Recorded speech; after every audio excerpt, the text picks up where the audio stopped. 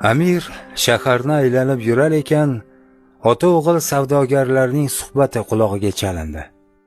Savdogar ota-o'g'lidan "Seni nechta do'sting bor?" deb so'radi. O'g'il 40 ta do'stim bor deb javob qildi. Ota, men umr bo'yi 1,5 ta do'st orttirdim xolos dedi.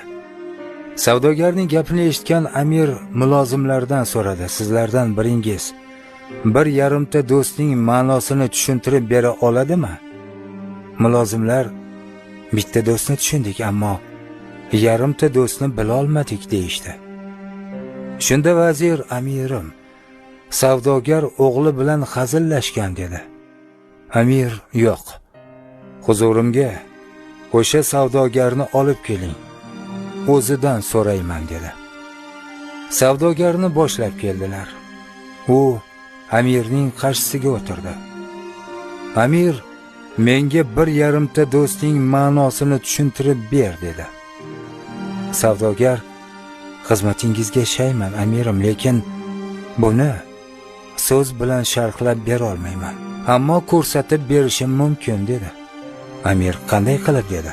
Savdogar: "Jarchingizga buyuring, bozorlarda meni qatl qilinishim haqida xabar tarqatsin" dedi. Amir: "Nima dedi?" Savdogar: "Xuddi shunday amirim. 1,5 ta do'stning ma'nosini bilib olasiz" dedi. Shunday qilib jarchi savdogarning og'ir jinoyat qilganini va o'lim jazosiga hukm qilinganini e'lon qildi. Odamlar jazo maydoniga to'plandilar. Amir va savdogar ham o'sha yerda edilar, go'yoki jazo ijrosini kutib turibdilar.